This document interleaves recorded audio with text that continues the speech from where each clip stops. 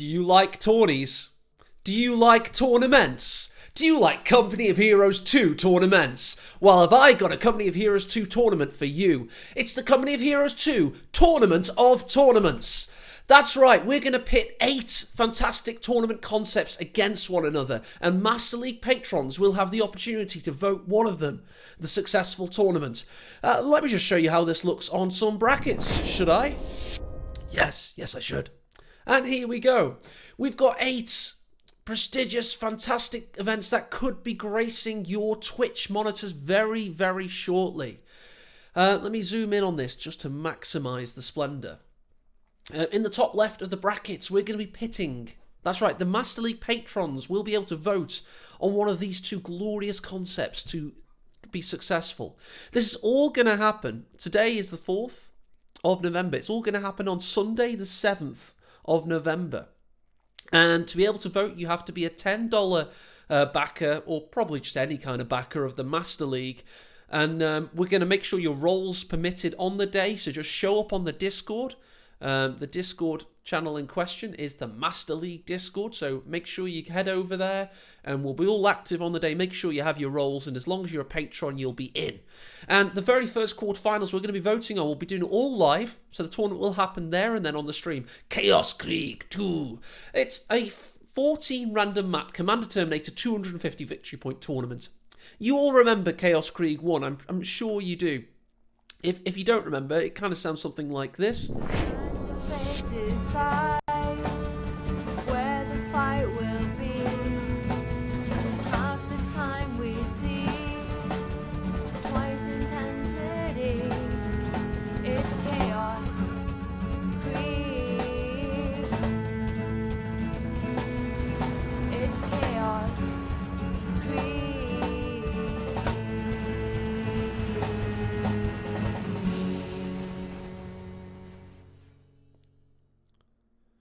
Or we could see the sequel to Scorched Earth, another fantastic tournament concept. This was 2 group phases. It was on winter maps. And I'm going to cut this one short because I think you get the point at this stage. Great music to that one, by the way, made by Invader Slorge, Master Patron. Yeah, we'll do that again. And the key thing about Scorched Earth 2 was the most popular concept with players themselves. Like, the feedback for that from players was outstanding. Or we could finally revisit CoH3 2, do 250 victory points, but properly this time, because Ostrupen were kind of ruling the roost too much last time. And with Commander Terminator, we'll be removing those kind of OP commanders, and we'll have way more maps. Last time we were paying kind of our respects to the World Championships that were coming the next month. So we weren't as chaotic as we should have been for the name of that tournament. So I'd love to revisit it. I'd also love to revisit Scorched Earth 2. We're going to eliminate one of those 2 concepts in the quarterfinals. Then, going up against them is something I just have some mad ideas now and again. Of course, we've all seen Squid Games. Well, we're going to put 16 seeded 1v1 players from the Master League rankings. We're going to say to them, you've got 10 minutes to find a partner, because we're putting you in a 2v2 tournament. Oh, but wait, at the end of the tournament, the winning team, they don't just get to walk away with the money. No. We make them fight each other. So we build up this kind of brotherly allegiance, and then we cause them to turn on each other. That would be Master League Squid Games. Another great concept going against it, so we will only see one of them, is the fan-voted Commanders tournament, where we'll vote for 3 commanders for each of the 5 factions each stage of the tournament, and fans will vote, so the quarterfinals, semis, etc., and the players can only use one of them, and they have to use them, otherwise they can't progress. They have to do it again if they don't use it properly. So either one of those 4 awesome concepts will make it through to the final. On the other half of the brackets, we've got, and you have to say this like a Japanese professional wrestling commentator, Super Terminator! It's Commander Terminator rules with factional rotation from those excellent Angry Dutchman and Olvedi tournaments we saw this year. And also the commanders will be vetoed out by fans after each stage. So it's not enough that the players eliminate their own commanders. We're going to remove another commander just through the fans and faction rotation. So it will literally push players to the absolute limits. They will have to dredge the barrel of this game and scrape the bones for morsels of usability. It's going to be brutal. Then, I'm not expecting this one to win. This is the underdog, but this is a concept I will force upon you in the next year. So, if you don't vote for it now, we're going to do it, goddammit. But I'll keep pushing it on you, because one thing I've noticed, the psychology of Company of Heroes is a little bit flawed, okay? If an Allies player that's comfortable as Allies wins his first game, and the opponent's also comfortable as Allies, they'll kind of underplay as their Axis factions in the Axis games, or depending on the map. So if we start off on Mill Road, there's a high probability that a best of 5 series will see all Allied wins because USF are overpowered on Mill Road, for example. And I'm not don't use my examples like gospel, but what I have noticed is without players such as Devem or Kimbo operating like he used to, or Von Ivan, definitely Von Ivan, without some of these more chaos kind of balls to the wall every single game orientated players, we have seen some series where I feel players have underplayed.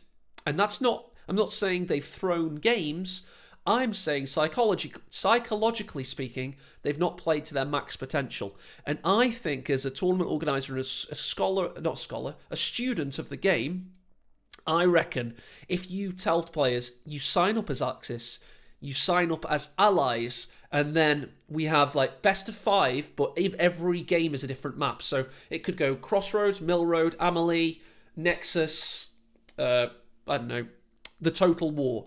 So 5 excellent maps in a row, yeah? And the players, then they have to really go for it every game. They have to go for it every game. And okay, if they're Wehrmacht on okay, maybe say they're Soviet. To be honest, all those 5 maps I mentioned are pretty balanced, so it's going to be difficult, but there will be perceived map imbalances. So maybe we could look at, in time for that tournament, making some improvements to some of the maps as well. Either way, that's a very conventional idea, and I've overspoken on it, but it's one that deserves clarification as to what I mean. Now, getting a bit more fun again. Bottom right quadrant. The King of Blitzkrieg. Can't call it King of the Hill because that's Stormless's baby. This is King of the Hill with 250 victory points. But it's not 6 episodes. Oh, no. This isn't tune in next week to see who can win a couple of games. No. This is a 10-hour-long winner stays on event. We're going to throw the players in. It's going to be last man standing, who can get the longest streak and who can cause the biggest upsets. It's going to be an awesome event where we just chuck all of the players in and every single game is the focal point. And because it's 250 victory points, we're just going to keep going. We'll have we'll have a game, 5 minutes break, game, 5 minutes break, and we'll do this until there's one man left standing. And it won't be a tournament per se, but it will be a laugh riot. It'll be a fantastic event. And then finally, but not leastly, we have 2v2 Commander Terminator. Now, it's kind of obvious that one of the best concepts, other than tourney mode, it was either tourney mode, the actual Master League concept itself, or Commander Terminator. They're your front-runner ideas that were brought to the fore with this project. And Commander Terminator, that's why it perforates so many different aspects. But one thing we'd all love to see, of course, is a 2 versus 2 event with Commander Terminator involved. Now that is just in case you guys are just really sad you haven't seen 2v2 on your screens and you want to see proper teams go at it. We could do an event. Now it may not work on the Master League rankings, but the Master League Patreon is evolving. We're no longer saying we want to be this elite super duper 1v1 system, although we will still be that. We're not going to stop being that, but we're going to try and do more regular events, and also for a little bit less money. And I can happily announce that we actually hit our target. I wanted $800 for our first month back, and that's what we got. We got exactly $800. Like, I know I'm an accountant by trade, so you expect me to be good with numbers, but I kind of nailed that forecast. I expected 800, we got 800. By the way, that month there, that was the month after we stopped, and I didn't realise Patreon would still charge unless I cancelled it all. Oh, wait. No, I decided to stop after the. It was kind of a bad timing on my part. That was it.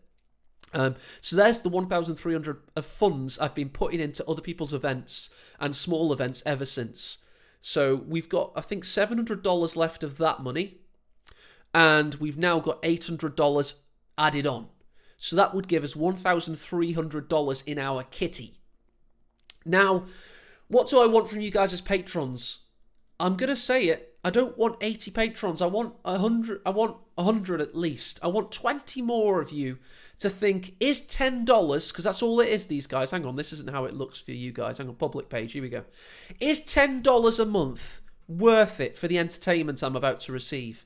Is it similar to a Netflix subscription, a Discord subscription? Is seeing bespoke, community-made, independent, non-profit, badass Company of Heroes tournaments, is it worth $10 a month? And if the answer is yes, I'm going to paste it in the bloody stream chat as I speak, go and pledge $10 a month. It's that bloody simple. It's not like a really complicated system anymore. We're not going to have massive super duper mega tournaments every 3 months. We're going to have fun events, some of which will be more competitive and traditional, some of which will be batshit insane. But we will have more events more regularly. AEW's going to take breaks. I'm going to go on holiday. I'm going to do things with my life, and I will give other tournament organisers the ball. I will give them the fun. So, yeah, go play.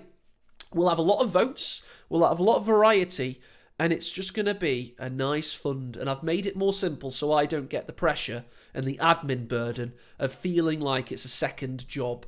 It's now going to just be everyone's $10 a month, and we're all happy.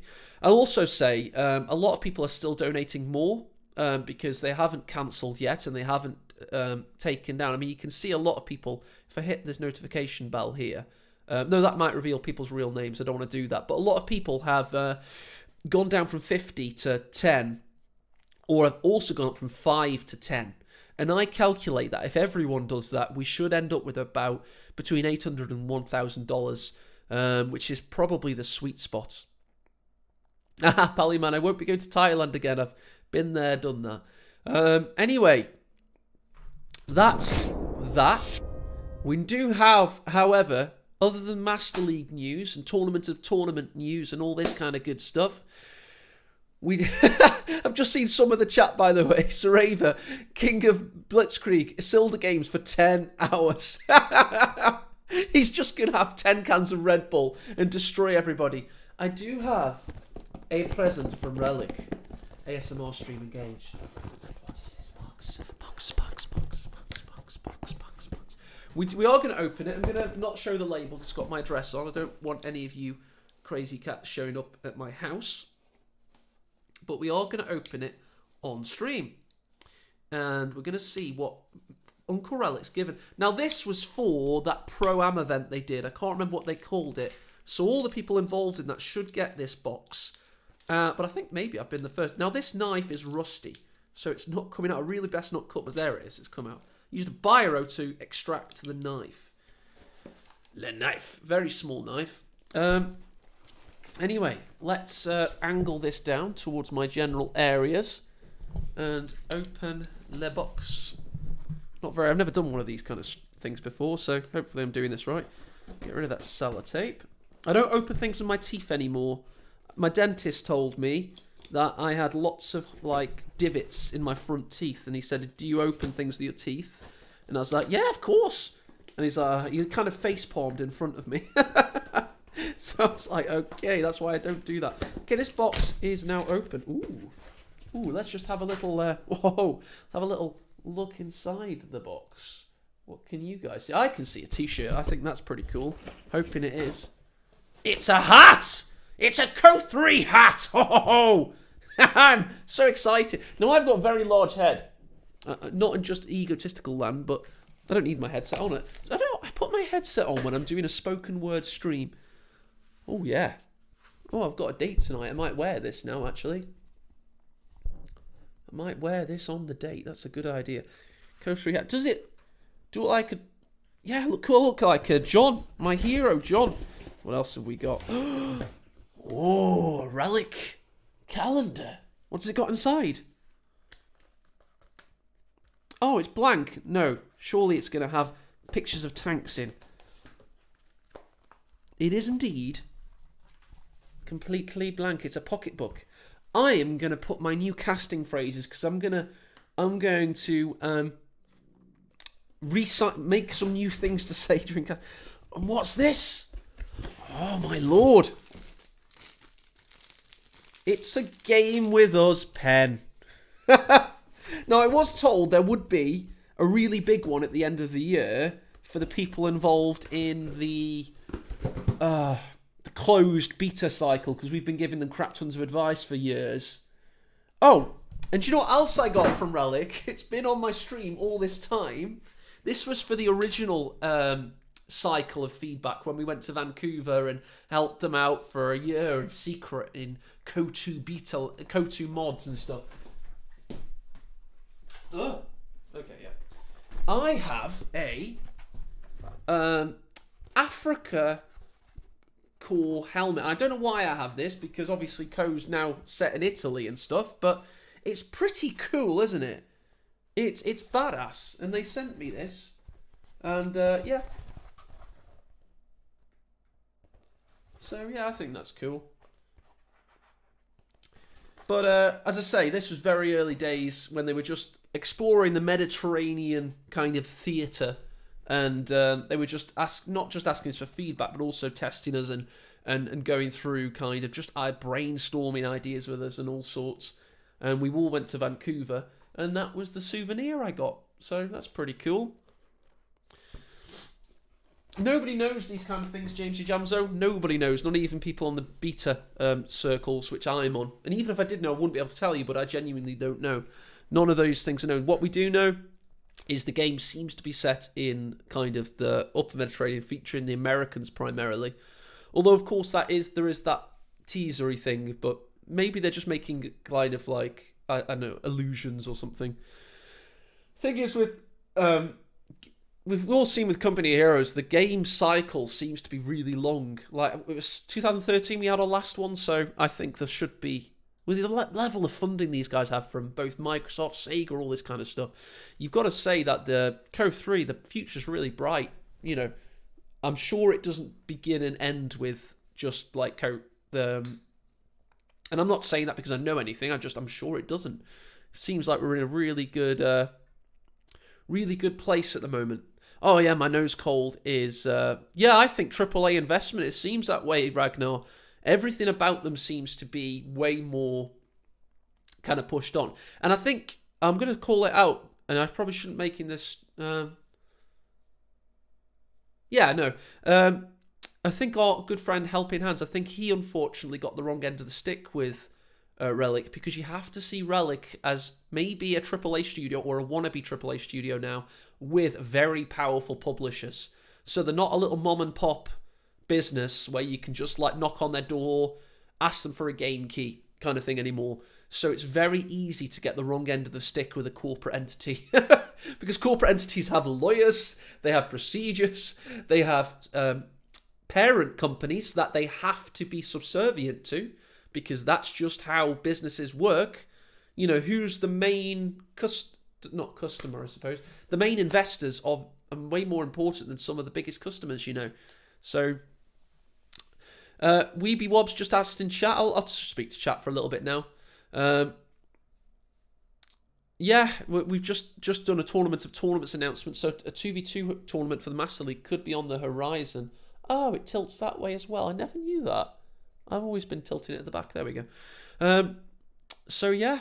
So hopefully you guys enjoyed the announcement today. Hopefully, I'm really happy with my hat. I think that's the main thing I got in that box. That was good.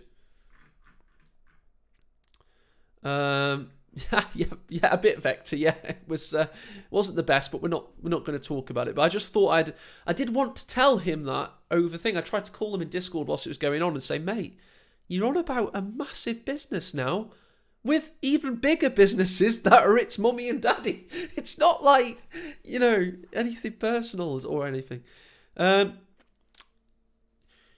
Yeah, I've seen that there are 4v4 tournaments going on. I will always say that no tournaments are casual if you keep them open. As soon as you open up a tournament, it's no longer casual. So the 4v4 Bloodbath may sound like a bit of fun for you and your buddies, but Stern Panther and his team will play. Those Chinese guys, I can't remember their names, they will play. The CB 2 versus 2 kind of guys, they will play. The 1v1 Elite are going to play. So you're going to get royally beaten in whatever 4v4 games you play in that tournament. It's just the truth of matters. There aren't casual tournaments. That's like, it's like saying, can I be casually shot? Well, sure, I can kind of shoot you in a laissez-faire fashion, but you're still gonna get shot.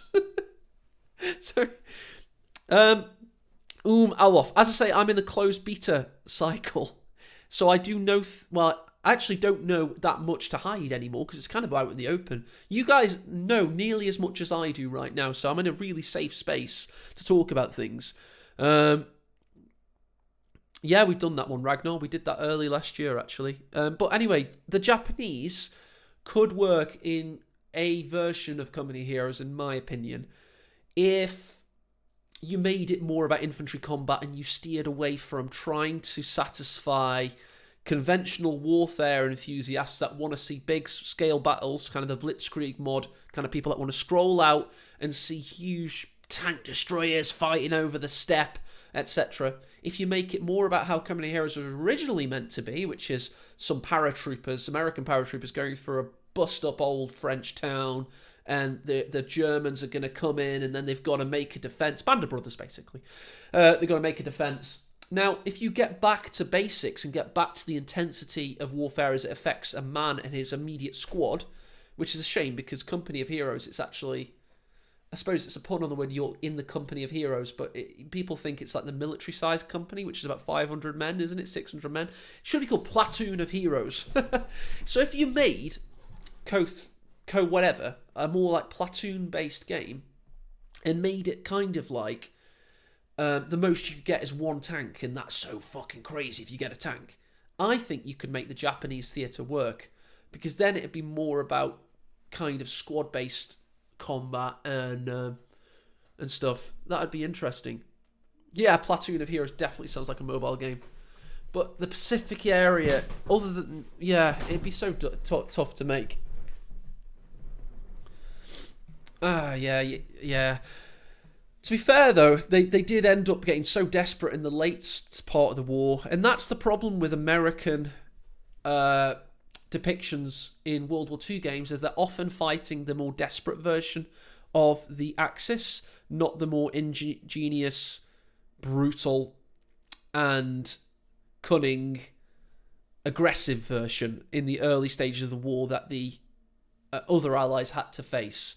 So the Germans during the Battle for France and Operation Barbarossa were and also the early stages of the North Africa, etc. The Japanese attacking China, which I obviously include as part of World War II. I think it's Western kind of imperialist view that we don't go from 1936, but whatever. Yeah, you've got that. And I think that version of the Axis is much easier to portray in a Company of Heroes setting.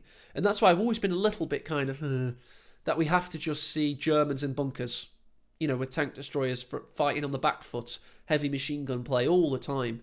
And I really I think Panzer Elite had a lot of potential in Co-1. I think OKW was scuffed in Co-2. We've ended up making them a shit version of Wehrmacht. But the Japanese, we always imagine them as in the island hopping campaign of Midway onwards, where the Americans just bust them up island after island, just artillery the crap out of them, ship bombardments, just constant brutal war of attrition, decimating them one by one as they hold on for dear life in a fanatical fashion, and banzai charge and all sorts. And it misrepresents the Imperial Japanese Army at their height, and it misrepresents the Wehrmacht at their height as well. And that's the problem with wanting to include the Americans in the World War II games as the primary focus, is you don't get to have the baddies at their height, in my opinion. Exactly, Orange Pest. Yeah, and to be fair, people always argue that should the Navy or the Army have won the argument if they strike north or south? And now, Verabus always wish that the Japanese had attacked Russia. But I've got a sneaking suspicion that the Japanese didn't attack Russia because they knew they wouldn't have won. Their strength was in their navy, just not in their naval codes. If they managed to have more sophisticated naval codes, they would have had a much more successful war, to be honest. I like the USF, the faction Nubius Nath. I really do in CoH2. I think the USF grew substantially as a faction. And I think that it's heavily underrated nowadays. People don't talk about how much USF is a good faction now. It spent so long being not a very pleasing faction to play, and there were a lot of changes in the last couple of years that really impressed them.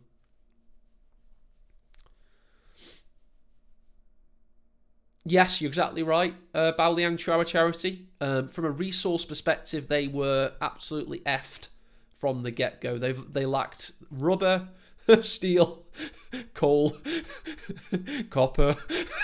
Like, what did they have, you know? I think they had nickel or something. And they were so screwed from research. They had to strike fast, hard, and win. Obviously, getting Manchuria and keeping Manchuria at the start of World War II, as it should be in 1936, they did well there to capture a lot of coal, I believe.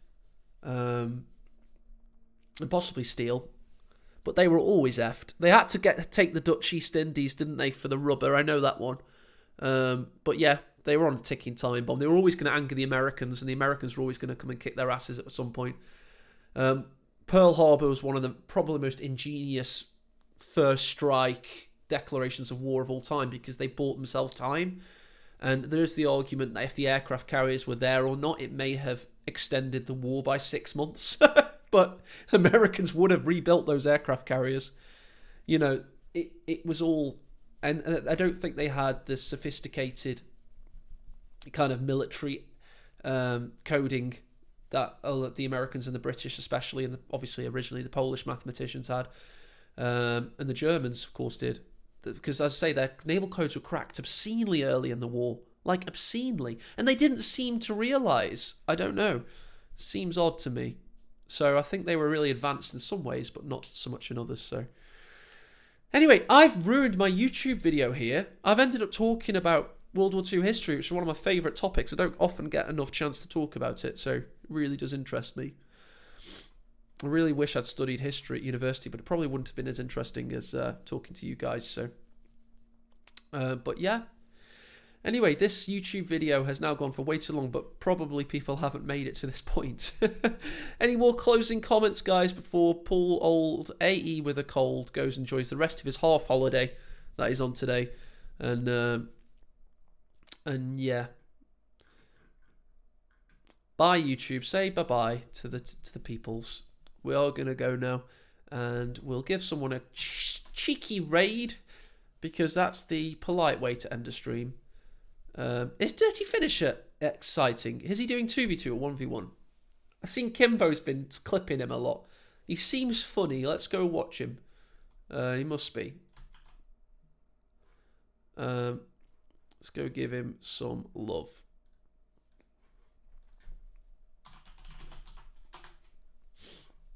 All right. Bye-bye in 8. In 6, 4, 3, 2, 1. We have ignition.